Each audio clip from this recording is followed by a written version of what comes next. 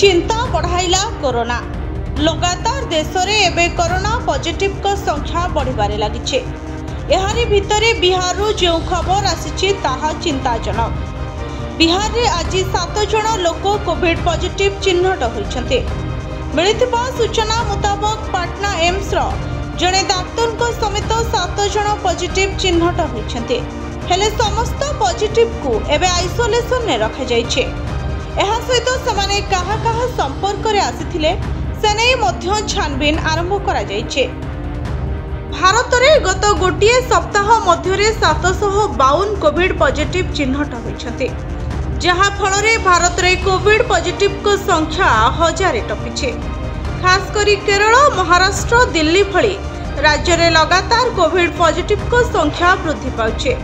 एपटे ओडिशा रे मध्य 5 जन Covid positive चिन्हट होइछन्ते। एमानक भितरु जणे खोरदार होइथिबा बेले आउ बाकी 4 जन भुवनेश्वर।